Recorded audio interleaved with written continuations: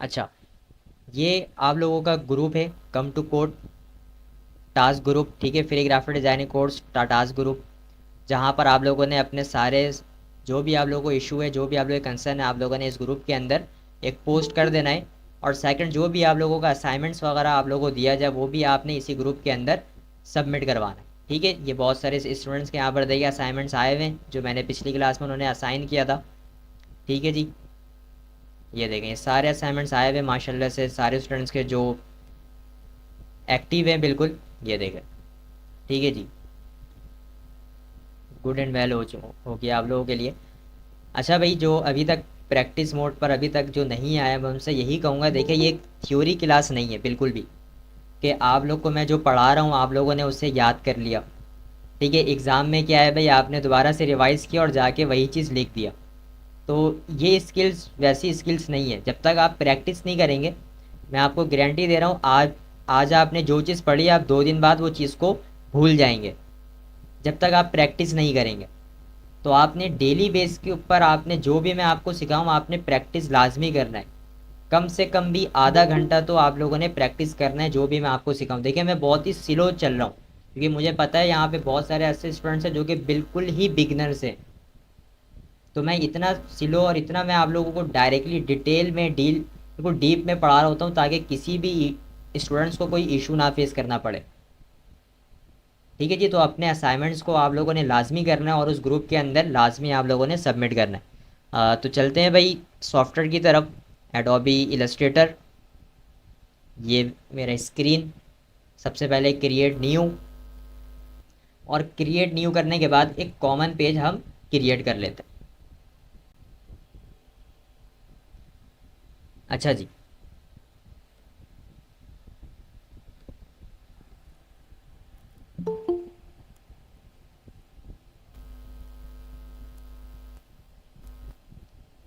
सही।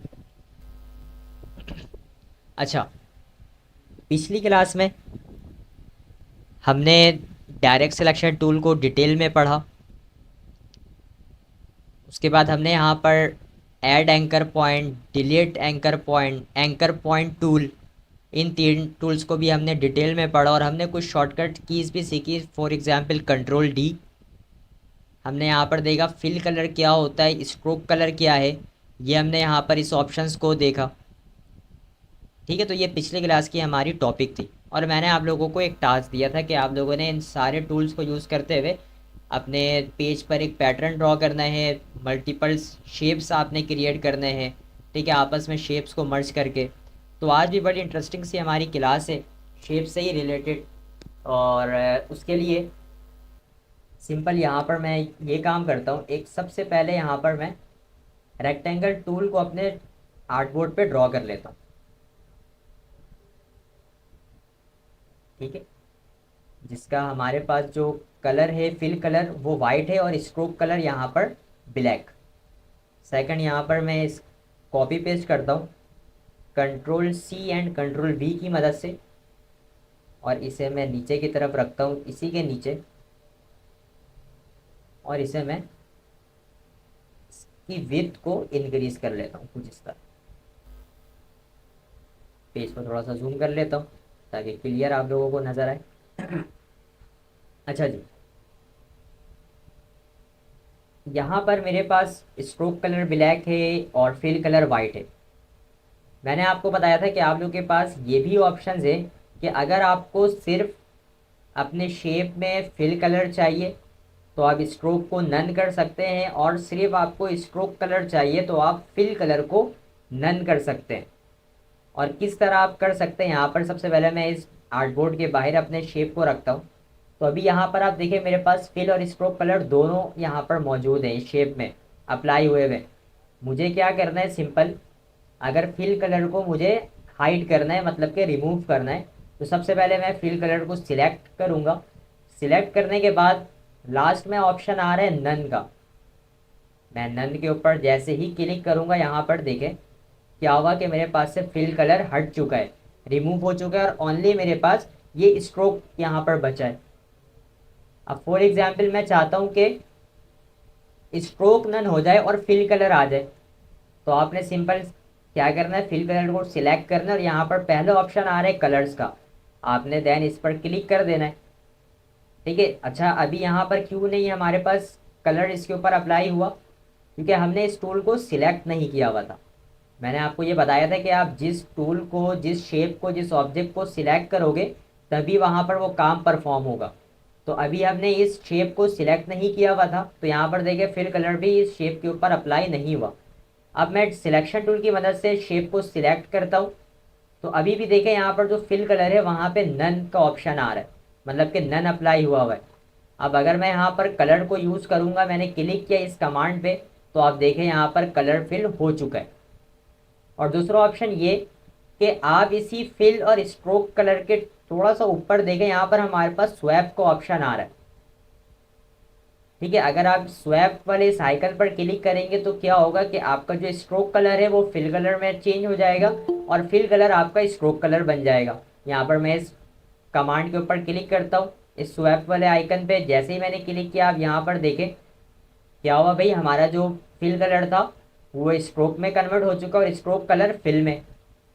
लेकिन ये ऑप्शन अभी भी हमारे शेप के ऊपर अप्लाई नहीं हुआ। क्यों नहीं हुआ, आप लोग जानते हैं भाई कि हमने इस शेप को सिलेक्ट नहीं किया हुआ था।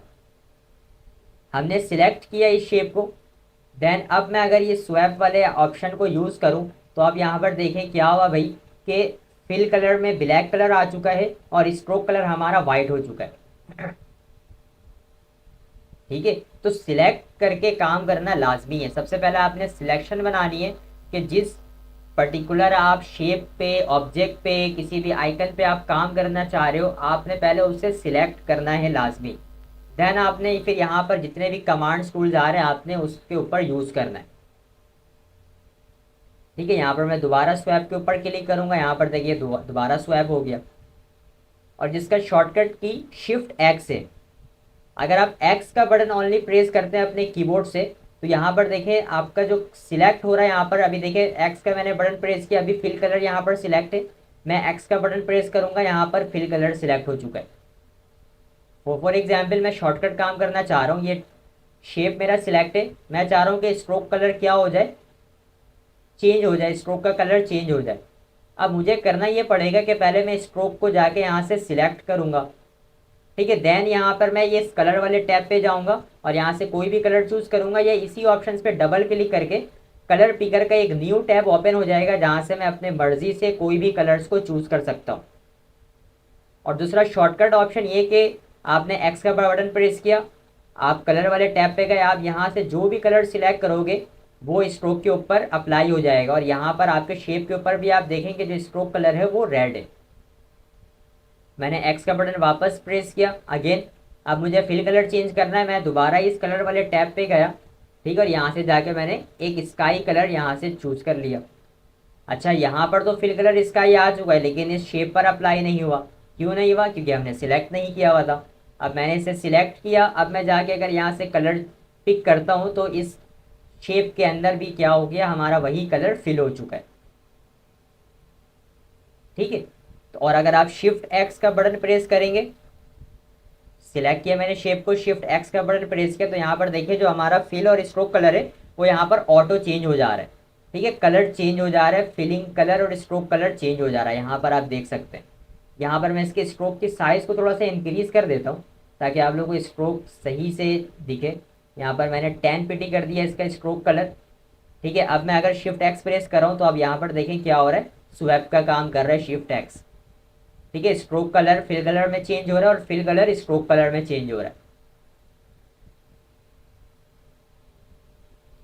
ठीक है जी, क्लियर है, यहाँ तक बात आ गई समझ में ये।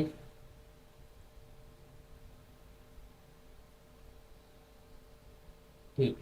अच्छा जी, आज की क्लास में हम अलाइंस को और पाथ फाइंडर को डिस्कस करने वाले हैं कि अलाइंस क्या होता है, अलाइनमेंट क्या होता है, पाथ फाइंडर क्या चीज़ है, क्या काम करता है, इसको हम डिटेल में पढ़ने वाले हैं आज की क्लास में। उसके लिए मैं यहाँ पर स्ट्रोक कलर को यहाँ पर मैं नन कर रहा हूँ और यहाँ पर फिल कलर सिंपल यहाँ पर मैं चूज़ कर रहा हूँ ब्लैक।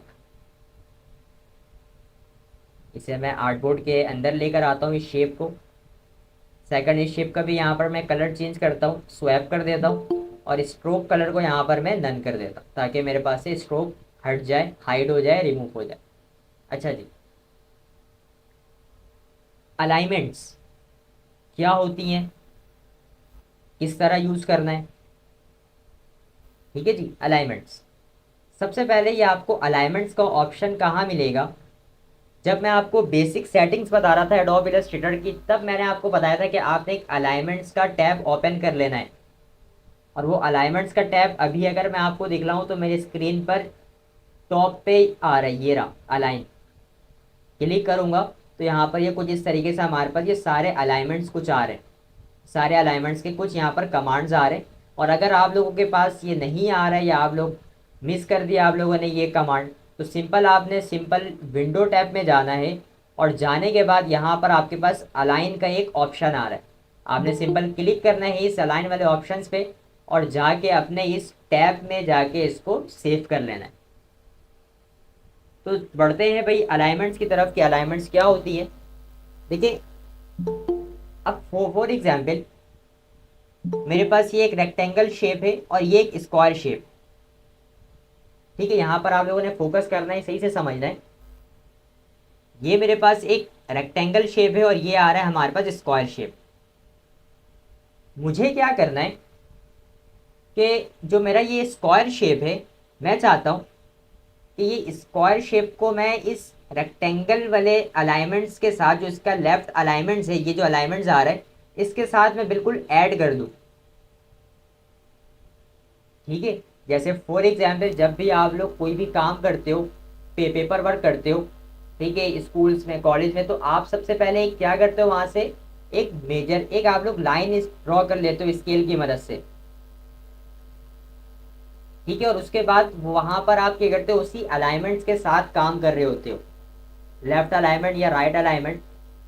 तो सेम अभी मुझे क्या करना है, मैं अपने कीबोर्ड से कंट्रोल आर का बटन प्रेस कर रहा हूँ। तो यहाँ पर जैसे ही मैंने कंट्रोल आर का बटन प्रेस किया, आप देख सकते हो कि मेरे इस डैशबोर्ड पे एक रूलर आ चुका है, ये रहा। ठीक है, अभी मैंने वापस से कंट्रोल आर का बटन प्रेस किया तो वो हाइड हो चुका है। आप देख सकते हैं मेरे स्क्रीन पे कोई भी यहाँ पे रूलर का ऑप्शन नहीं आ रहा है। जैसे ही मैं कंट्रोल आर प्रेस करूंगा मेरे पास एक रूलर का एक ऑप्शन आ चुका है, गाइडलाइन भी हम इसे कहते हैं, इसे हम गाइड भी कहते हैं। ठीक है, अब फॉर एग्जाम्पल यहाँ पर आपने क्या करना है, गाइड लेने के लिए आप इस रूलर पर आओ और आने के बाद आपने क्लिक करना है, लेफ्ट क्लिक, और ड्रैग करके आपने आर्टबोर्ड पे ले आना है। तो यहाँ पर आप देख सकते हो कि आपके पास एक गाइड आ चुका है, एक गाइडलाइन आ चुका है। ठीक है, अब फॉर एग्जाम्पल आप लोग कॉपी बुक वगैरह में भी यही काम करते हो, आप लोग एक गाइडलाइन लेते हो और देन इस गाइडलाइन के बाद से ही आपने अपना काम स्टार्ट करना होता है। ठीक है जी, बात आ रही है समझ में। दरअसल अलाइनमेंट्स भी इसी का नाम है, अलाइनमेंट्स इसी का नाम है। अब मुझे क्या करना है, अपने इस स्क्वायर को अलाइन करना है इस रेक्टेंगल शेप के साथ। अब वो चाहे अलाइन लेफ्ट करना हो, राइट करना हो या सेंटर करना हो। ठीक है, और एक चीज मैं आपको और बता दूं, अगर मैं इस शेप को आगे पीछे मूव कर रहा हूं तो आप यहां पर मेरी स्क्रीन पर देखिए, एक तो यहां पर मर्जेंडा टाइप का एक लाइन आ रहा है, इंटरसेक्ट जहां पर लिखा हुआ है। ठीक है, यहाँ पर आप नोटिस कर रहे होंगे मेरी स्क्रीन पर, अगर आप लोग फोकस है तो। ठीक है, यहाँ पर अगर मैं अपने इमेज को लेफ्ट एंड राइट अगर ड्रैग कर रहा हूँ तो यहाँ पर देखिए एक हमारे पास स्मार्ट गाइड है, इसे हम कहते हैं। ठीक है, एक लाइन आ रही है पर्पल टाइप कलर की, इसे हम स्मार्ट गाइड कहते हैं। अब जैसे ही मैंने नीचे की तरफ ड्रैग किया, वो स्मार्ट गाइड हट चुका है। स्मार्ट गाइड का काम क्या होता है, किसी भी दूसरे शेप्स के साथ इंटरसेक्ट करवाना, सेंटर बताना या स्ट्रेट चीज बताना। ये मतलब कि हमारा जो अभी आप देखो यहाँ पर जो ये जो ऑब्जेक्ट है, अगर इसको मैं राइट साइड की तरफ ड्रैग कर रहा हूँ तो ये बिल्कुल स्ट्रेट है। अभी जैसे मैंने इसको हल्का सा नीचे की तरफ ड्रैग किया, क्या हुआ कि हमारी जो स्ट्रेट पोजीशन थी वो अब चेंज हो चुकी है। और स्मार्ट गाइड भी हमें यहाँ पर वो शो नहीं करवा रहा है कि ये स्ट्रेट चीज, हमारा जो ये शेप है स्ट्रेट है या नहीं है। अगरचे आपके पास ये स्मार्ट गाइड का ऑप्शन नहीं आ रहा है तो आप लोगों ने घबराना नहीं है, आप लोगों ने जाना है व्यू टैब में और यहाँ पर आप देख सकते हैं स्मार्ट गाइड के ऊपर चेक लगा हुआ है जिसका शॉर्टकट की कंट्रोल प्लस यू है। तो आप लोग व्यू टैब पे जाने के बाद इस स्मार्ट गाइड को ऑन कर सकते हो। ठीक है, अब ये हमारे पास एक स्क्वायर है। सिंपल, अगर मैं चाहूँ, मैं ये चाहता हूँ कि जो हमारा नीचे वाला रेक्टेंगल शेप है, इसकी लेफ्ट अलाइनमेंट के साथ हमारा ये स्क्वायर शेप भी क्या हो जाए, अलाइन हो जाए। सिलेक्शन टूल की मदद से मैं क्या कर रहा हूँ, इसको मूव कर रहा हूँ। तो अभी मैं इसको मूव करके ले जाता हूँ लेफ्ट साइड की तरफ। तो आप यहाँ पर देखिए, जैसे मैं लेफ्ट साइड पर आया, यहाँ पर मुझे एक इंटरसेक्ट का एक स्मार्ट गाइड मिला कि भाई जो हमारा अलाइनमेंट है ये दोनों सेम है, स्क्वायर और रेक्टेंगल ये दोनों क्या हो गए, यहाँ पर सेम हो गए। तो यहाँ पर मैं इस अपने माउस को रिलीज कर सकता हूँ, क्योंकि मुझे स्मार्ट गाइड ने बता दिया कि आपकी ये दोनों अलाइनमेंट्स क्या है, बिल्कुल सेम है। ठीक है, तो आप लोगों ने इन ऑप्शंस को, ये तो आप लोग यहाँ पर वर्बली काम कर रहे हो। अब फॉर एग्जाम्पल ऐसा भी होता है, अगर मैं इस चीज़ को जूम कर दूँ और मैं यहाँ पर बिल्कुल मामूली सा, यहाँ पर मैं थोड़ा सा इसको राइट साइड की तरफ ड्रैग कर देता हूँ, लेकिन अगर मैं पेज को जूम आउट करूँ तो यहाँ पर बिल्कुल भी ऐसा नहीं लग रहा है कि जो हमारा अलाइनमेंट है वो यहाँ पर थोड़ा सा आगे पीछे 19-20 है। ये ऐसा लग रहा है कि भाई हमारा जो अलाइनमेंट है वो बिल्कुल सेट है। ठीक है, अगर फॉर एग्जाम्पल आप कोई स्मॉल पेपर वर्क करते हो, फॉर एग्जाम्पल विजिटिंग कार्ड, आप लोगों को पता होगा बिजनेस कार्ड, विजिटिंग कार्ड क्या होता है। हर कंपनी, हर बिजनेस का एक विजिटिंग कार्ड होता है जिसपे उसके सारे कॉन्टेक्ट्स और सारे डिटेल्स वगैरह होते हैं। तो अगर आप उस साइज पे काम करोगे तो शायद आपको मतलब कि बिल्कुल भी समझ में ना आए अलाइनमेंट। लेकिन अगर आप कोई लॉन्ग पेपर वर्क के ऊपर काम कर रहे हो तो वहाँ पर आपको छोटी छोटी चीज़ें का बहुत ख्याल करना पड़ता है। तो उसके लिए यहाँ पर हमारे पास अलाइनमेंट्स का ऑप्शन है। अब फॉर एग्जाम्पल मुझे क्या करना है, इन दोनों को अलाइन करना है, अलाइन लेफ्ट। तो सिंपल मैं सिलेक्शन टूल की मदद से सिलेक्ट करता हूँ इन दोनों शेप को, और सिलेक्ट करने के बाद यहाँ पर देखिए मेरे पास ये जो अलाइन ऑब्जेक्ट्स के अंदर ये पहले 3 ऑप्शन आ रहे हैं। ठीक है, horizontal align left, horizontal align centre और हॉरिजॉन्टल अलाइन राइट। अभी मुझे क्या करना है, लेफ्ट करना है। तो सिंपल मैं इस लेफ्ट वाले कमांड पर क्लिक करूंगा तो आप यहाँ पर देखेंगे जो हमारा स्क्वायर शेप है वो अलाइन लेफ्ट की तरफ थोड़ा सा ड्रैग होगा। यहाँ पर मैं क्लिक करता हूँ, ये देखें। ठीक है, ये कहाँ पर चले गया, लेफ्ट साइड की तरफ जाके अलाइन हो चुका है इस शेप के साथ। समझ लीजिए एक तरीके से हमारा ये रेफरेंस शेप है, जो रेक्टेंगल आ रहा है नीचे, एक तरीके से ये हमारा रेफरेंस है। अब फॉर एग्जाम्पल मैं चाहता हूँ कि जो स्क्वायर मेरा शेप है वो राइट साइड की तरफ अलाइन हो जाए। यहाँ पर मेरे पास राइट अलाइन का ऑप्शन आ रहा है, सिंपल मैं क्लिक करूंगा तो यहाँ पे ये राइट अलाइन हो जाएगा। ठीक है जी, आप लेफ्ट भी कर सकते हैं और आप यहाँ से राइट भी कर सकते हैं। अब फॉर एग्जाम्पल यहाँ पर हमारे पास एक सेंटर का भी ऑप्शन आ रहा है, हॉरिजॉन्टल अलाइन सेंटर का। ठीक है, ये क्या काम करेगा, आप यहाँ पर देखें, जैसे मैंने इस कमांड के ऊपर क्लिक किया, यहाँ पर हमारे दोनों शेप ने हरकत किया, मूवमेंट किया। दोनों शेप ने यहाँ पर मूवमेंट किया और ये दोनों शेप अब सेंटर पर आ चुके हैं, बिल्कुल इस सिलेक्शन के सेंटर पर आ चुके हैं। ठीक है, हमने इन दोनों शेप को कोई की नहीं दिया हुआ है, कोई रेफरेंस नहीं दिया हुआ है कि भाई जो हमारा ये टूल है स्क्वायर टूल, ये इस रेक्टेंगल टूल के हमने रेफरेंस दे दिया कि भाई इस रेफरेंस जो हमारा रेक्टेंगल टूल है इसके सेंटर पर आ जाए। बात आ रही है भाई सबको समझ में? ये और डिटेल में थोड़ा सा लेके चलूं।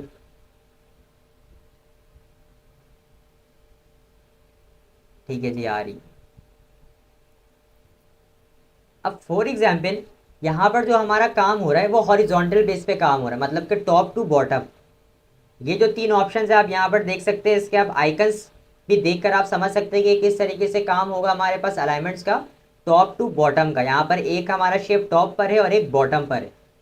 तो आप इन 3 ऑप्शंस को यूज़ करेंगे जब भी आपका कोई भी शेप, कोई भी इमेज हॉरिजॉन्टल वाइज हो, तो आपने अलाइनमेंट्स के लिए इन 3 कमांड्स को यूज़ करना है। हॉरिजॉन्टल अलाइन राइट करना है, आप राइट कर लें। सेंटर करना है, आप सेंटर कर लें। लेफ्ट करना है, आप लेफ्ट कर लें। ठीक है, अब यहाँ पे एक इशू ये कि आप इस अलाइन टैब के बिल्कुल लास्ट में देखें, यहाँ पर अलाइन टू को ऑप्शन आ रहा है और नीचे इसके एक आइकन आ रहा है और आइकन के बिल्कुल साइड पे एक मोर का बटन है जहाँ पर 3 ऑप्शन आ रहे हैं, align to selection, align to key object और अलाइन टू आर्टबोर्ड। अभी जो यहाँ पे ऑटो सिलेक्ट हुआ है उसका नाम है अलाइन टू सिलेक्शन। ठीक है, फॉर एग्जाम्पल मैंने सिलेक्शन बनाई, सिलेक्शन बनाने के बाद यहाँ पर मैं अपने ऑब्जेक्ट्स को अलाइन कर रहा हूँ इन सिलेक्शंस के थ्रू। ठीक है, लेकिन मैं ये चाहता हूँ कि मैं इन दोनों ऑब्जेक्ट में से किसी एक ऑब्जेक्ट को की बना दूँ, अपना अपना रेफरेंस बना दूँ कि भाई इस रेफरेंस के बिहाफ में आपने क्या करना है, यहाँ पे अलाइनमेंट्स को चेंज करना है। मैंने क्या काम किया यहाँ पर आप देखें, सिलेक्ट किया इन्हें, और सिलेक्ट करने के बाद दोबारा मैंने क्या किया, इस शेप के ऊपर क्लिक कर दिया, जो रेक्टेंगल शेप था मैंने इसके ऊपर क्लिक किया और मैंने इसे यहाँ पर बना दिया अपना की। अगर मैं इस अलाइन टू वाले ऑप्शन पे आपको लेके चलूँ तो यहाँ पर देखिए अलाइन टू की ऑब्जेक्ट यहाँ पर सिलेक्ट हो चुका है ऑटो। मैंने नहीं सिलेक्ट किया, मैंने देन क्या किया, सिलेक्शन करने के बाद इस ऑब्जेक्ट पे इस शेप पर मैंने दोबारा से क्लिक किया सिलेक्शन टूल की मदद से, और ये जो हमारा टूल है, ये जो हमारा शेप है वो अब क्या बन गया हमारे लिए, की बन चुका है, रेफरेंस बन चुका है। अब अगर मैं यहाँ से अपने ऑब्जेक्ट को अलाइन करवाता हूँ, for example align right, align left या अलाइन सेंटर, तो अब यहाँ पर देख रहे हैं कि जो हमारा अलाइन हो रही है जो भी पर्टिकुलर चीज़, जो भी ऑब्जेक्ट, वो इस की मदद से हो रही है क्योंकि हमने इसको रेफरेंस बना दिया इस शेप को। और ये जो वर्क हो रहा है ये हमारे पास हॉरिजॉन्टल बेस पे वर्क हो रहा है, मतलब कि raw wise, first raw and second raw. Clear है जी यहाँ तक बात। देन उसके बाद यहाँ पर मैं इस ऑब्जेक्ट को डिलीट कर रहा हूँ। ठीक है, और डिलीट करने के बाद इसी के मैं यहाँ पर सेकंड दोबारा से कॉपी ले रहा हूँ ऑल्ट प्रेस करके, और इसकी विड्थ को इंक्रीज कर रहा हूँ, सॉरी इसकी हाइट को मैं इंक्रीज कर रहा हूँ। ठीक है, अब जो यहाँ पर हमारे पास शेप है ये दोनों, ये साइड बाई साइड है, मतलब कि वर्टिकल। ठीक है, और आप जब भी वर्टिकल ऑब्जेक्ट्स के ऊपर आपको अपने किसी भी शेप को अलाइन करना हो तो आपने यहाँ पर इन तीन कमांड्स को यूज़ करना है। आप यहाँ पर नाम भी इनका पढ़ सकते हैं, vertical align bottom, align centre और अलाइन टॉप। यहाँ पर आप इन तीन कमांड्स को आप हॉरिजॉन्टल बेस पर यूज़ करोगे और इन तीन कमांड्स को आपने वर्टिकल बेस पे करना है, मतलब कि side by side, column wise, first column second column. अभी यहाँ पर आप देख सकते हैं, ठीक है, अगर आप मेरी स्क्रीन पर देखें तो यहाँ पर जो हमारा शेप है ये दोनों, ये बिल्कुल अलाइन नहीं है टॉप से, ना ही बॉटम से, और ना ही सेंटर है। तो अगर आपको अपने दोनों शेप को अलाइन टॉप करना है तो आपने भाई सिलेक्ट करना है। जब तक आप सिलेक्ट नहीं करेंगे, फॉर एग्जाम्पल मैंने सिलेक्ट नहीं किया इन दोनों ऑब्जेक्ट में से किसी भी ऑब्जेक्ट को, तो आप यहाँ पर देख सकते हैं कि ये कमांड तो हमारा विजिबल है, ऑन है, कमांड काम कर रहा है, लेकिन हमारे पेज के ऊपर कुछ मूवमेंट नहीं हो रही है क्योंकि ये अलाइनमेंट, ये अलाइन किसको करे हमने बताया ही नहीं है। ठीक है, तो इसके लिए आपने क्या करना है, ऑब्जेक्ट को सिलेक्ट करना है लाजमी। ठीक है, जो आपके पेज पे, जो आपके आर्टबोर्ड पे जो भी शेप है, जो भी ऑब्जेक्ट है, आपने सिलेक्शन ज़रूर से बनाना है और देन आपने इन सारे कमांड्स को यूज़ करना है। अब फॉर एग्जाम्पल मैं यहाँ से वही बात अलाइन टॉप के ऊपर क्लिक करूँगा तो अब यहाँ पर देख सकते हैं कि दोनों शेप क्या हो चुका है, टॉप से बिल्कुल अलाइन हो चुका है। अगर मैं यहाँ पर बॉटम पर क्लिक करूँ तो यहाँ पर जो हमारा दोनों शेप है वो बॉटम से अलाइन हो चुका है। अब जाके सेंटर पर क्लिक करूँगा तो यहाँ से सेंटर हो चुका है अब दोनों शेप। और मैं इन दोनों में से किसी एक शेप को रेफरेंस भी बना सकता हूँ। ठीक है, इन दोनों शेप में से किसी एक शेप को मैं रेफरेंस भी बना सकता हूँ।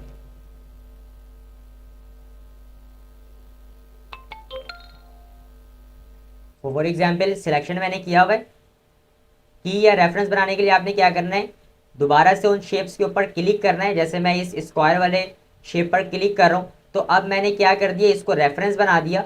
अब देन अगर यहाँ से मैं इन तीन कमांड्स को यूज़ कर रहा हूँ तो ये मैंने अलाइन टॉप वाले ऑप्शंस को यूज़ किया तो ये इस रेफरेंस के बिहाफ पे ये वाला शेप जो हमारा सेकंड शेप है वो अलाइन हुआ है। अगर मैं यहाँ पर बॉटम के ऊपर क्लिक करूँ तो आप यहाँ पर देख सकते हैं किस तरीके से मूवमेंट कर रहा है, और सेंटर पर क्लिक करूँगा तब भी जो हमारा रेफरेंस है वो अपनी जगह पर रहेगा, बाकी जो हमारा सेकंड शेप है वो मूव करेगा, वो मूवमेंट करेगा। क्लियर है सारे स्टूडेंट्स को अभी तक, कोई इशू?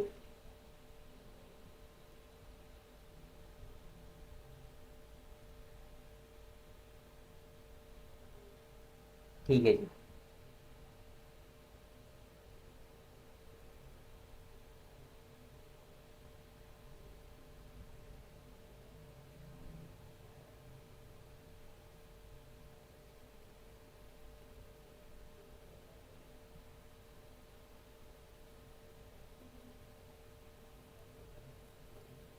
नहीं जी, मोबाइल पे तो ये काम नहीं हो सकता है, ठीक है। अच्छा, दोबारा चलते हैं स्क्रीन की तरफ। अब अलाइन ऑब्जेक्ट्स तो आपने पढ़ लिए कि भाई ये किस तरीके से काम करते हैं। अब ये डिस्ट्रीब्यूट ऑब्जेक्ट्स क्या है? ठीक है, ये डिस्ट्रीब्यूट ऑब्जेक्ट्स का भी ऑप्शन आ रहा है इसी अलाइन टैब के अंदर। तो ये क्या काम करता है भाई, ज़रा भी इसके बारे में भी हम पढ़ लेते हैं। तो यहाँ से मैं ओनली इस स्क्वायर शेप को यहाँ पर रखता हूँ। साइज़ में इसका थोड़ा सा जूम आउट कर रहा हूँ, मतलब कि कम कर रहा हूँ, साइज़ को डिक्रीज़ कर रहा हूँ, ठीक है। और यहाँ पर मैं ऑल्ट प्रेस करके ले रहा हूँ डुप्लीकेट, ठीक है। अब मुझे सेम इसी एक्शंस पे अपने चीज़ों को डुप्लीकेट करना है। तो आप लोग जल्दी से चैट के अंदर बताएं कि वो कौन सा शॉर्टकट की है जिसकी मदद से हम इसी एक्शंस को रिपीट कर सकते हैं। जल्दी से आपने चैट में बताना है कि मुझे इसी ऑप्शंस को अपने पेज पे बार बार रिपीट करना है। तो मैं कौन से शॉर्टकट की को यूज़ करके इसी एक्शंस को अपने पेज पे रिपीट कर सकता हूँ। अब एक्शन क्या होता है, देखिए जो अभी मैंने यहाँ पर वो एक्शन, मैंने यहाँ पर एक शेप को क्रिएट किया, उसमें कलर फिल किया, ये भी एक एक्शन है। फिर मैंने ऑल्ट प्रेस करके नीचे की तरफ, वो बॉटम की तरफ मैंने यहाँ पर क्या किया भाई, डुप्लीकेट लिया। तो मुझे डुप्लीकेट वाला जो एक्शन है वो परफॉर्म करना है मल्टीपल्स टाइम। तो उसके लिए मैं कौन से यहाँ पे शॉर्टकट की को यूज़ करूँगा, चैट में जल्दी से बताएं भाई। Control D, control D, control D, control D, control D. ठीक है जी, ऑल राइट, बिल्कुल सही जी। जिन्होंने भी कंट्रोल डी का चैट यहाँ पर किया वो बिल्कुल सही है। अब मैं क्या करता हूँ, अपने कीबोर्ड से कंट्रोल डी जैसे ही प्रेस करूँगा, यहाँ पर आप देखें मेरा वो एक्शन परफॉर्म हो रहा है, ठीक है। मैं बार बार यहाँ पर जाके ऑल्ट प्रेस करके डुप्लीकेट नहीं ले रहा हूँ, मैं कंट्रोल डी प्रेस कर रहा हूँ और जो मेरा नेक्स्ट वाला जो एक्शन था वो यहाँ पर परफॉर्म हो रहा है। अब यहाँ पर मैंने सिंपल सा कुछ इस तरीके से एक पैटर्न समझने ड्रॉ किया, ठीक है। डिस्ट्रीब्यूट ऑब्जेक्ट समझाने के लिए मैंने यहाँ पर सिंपल से एक इस तरीके से पैटर्न को ड्रॉ किया है।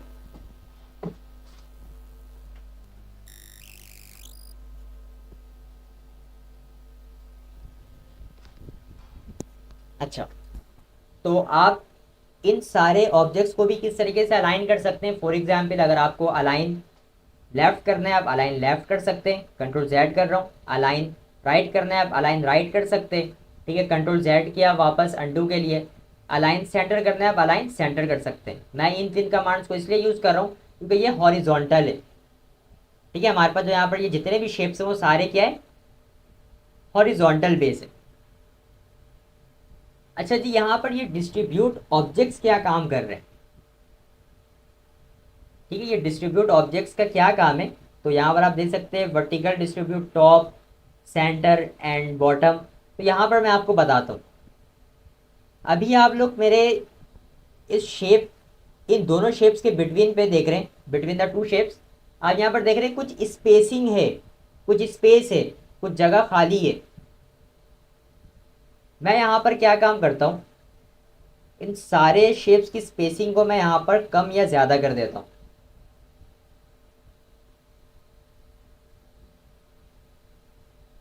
ठीक है जी।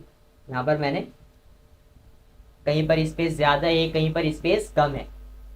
अब ये डिस्ट्रीब्यूट ऑब्जेक्ट क्या काम करते हैं, मैंने इन सारे शेप्स को सिलेक्ट किया और सिलेक्ट करने के बाद यहाँ पर मैं डिस्ट्रीब्यूट ऑब्जेक्ट टॉप पे क्लिक करूँगा तो यहाँ पर जो हमारा स्पेसिंग है वो टॉप से क्या हो जाएगा, बिल्कुल मैनेज हो जाएगा।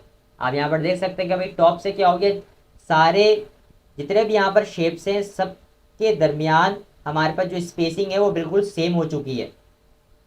कंट्रोल जेड कर रहा हूँ, अगर मैं सेंटर से भी करूँगा तो सेम काम होगा, ठीक है जी। अभी आपको यहाँ पर फ़र्क समझ में नहीं आ रहा है सेंटर और टॉप, ठीक है, लेकिन काम ये जैसे हम अलाइन ऑब्जेक्ट्स को पढ़ कर रहे थे वैसे ही ये भी काम कर रहे हैं, लेकिन इसका काम क्या है, स्पेसिंग मैनेज करना।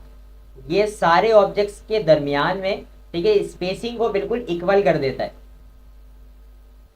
ठीक है। यहाँ पर मैं आपको बॉटम भी करके दिखा देता हूँ। अब ये किस हिसाब से हमारे स्पेस सेट होगा, बॉटम के हिसाब से। यहाँ पर मैं क्लिक करता हूँ इस कमांड पे, तो अब यहाँ पर देखिए बॉटम के हिसाब से हमारा जो स्पेसिंग है वो यहाँ पर सेट हो चुका है। और एक और ऑप्शन यहाँ पर आप देख सकते हैं कि डिस्ट्रीब्यूट स्पेसिंग, ठीक है। और यहाँ पर हमारे पास ये वाला जो कमांड है, टू स्पेसिफाई स्पेसिंग वैल्यू, ये हाइड है। ये क्या हुआ है, ये हाइड हुआ है। अब ये ऑप्शन किस तरीके से ऑन होगा और हम अपने मर्जी से किस तरीके से इसके अंदर वैल्यू सेट कर सकते हैं, ठीक है। अभी जो यहाँ पर स्पेसिंग है मुझे नहीं पता है कि इन दोनों शेप्स के दरमियान कितना यहाँ पर स्पेसिंग है, ठीक है। अभी मैं क्या काम करता हूँ, मैंने दोबारा से सिलेक्शन के बाद मैंने दोबारा इस शेप के ऊपर क्लिक किया। जैसे ही मैंने क्लिक किया, आप यहाँ पर देखिए स्पेसिंग वाला जो ये वैल्यू वाला ऑप्शन आ रहा है डिस्ट्रीब्यूट स्पेसिंग, ये अब ओपन हो चुका है, ऑन हो चुका है। यहाँ पर मैं सेट कर लेता हूँ फॉर एग्जाम्पल 30 पिक्सल्स वैल्यू, और यहाँ पर वर्टिकल डिस्ट्रीब्यूट स्पेस पर क्लिक करूँगा क्योंकि मुझे वर्टिकल में स्पेसिंग को क्रिएट करना है, कम या ज़्यादा करना है, तो मैं इस वाले कमांड पर क्लिक करूँगा। जैसे मैंने क्लिक किया, आप यहाँ पर देख सकते हैं जो हमारे पास अब स्पेसिंग आ रही है वो 30 पिक्सल्स आ रही है। कम करना है, आप यहाँ पर कम कर ले, मैंने यहाँ पर 15 पिक्सल्स कर दिया। देन दोबारा मैं इसके ऊपर क्लिक करूँगा यहाँ पर, ठीक है, वर्टिकल डिस्ट्रीब्यूट स्पेस पर, और ये यहाँ पर 15 पिक्सल्स यहाँ पर हमारे पास इसकी स्पेसिंग आ जाएगी। मैं यहाँ पर 10 भी करके दिखला देता हूँ आपको। 10 मैंने किया, 10 वैल्यू यहाँ पर टाइप करी, 10 पिक्सल। दोबारा यहाँ पर मैं वर्टिकल डिस्ट्रीब्यूट स्पेस के ऊपर क्लिक करूँगा और यहाँ पर हमारे पास जो स्पेसिंग है वो यहाँ पर कम हो चुकी है।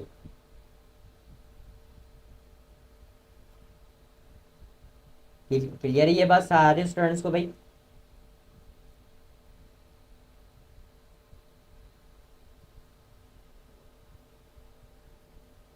ठीक है जी।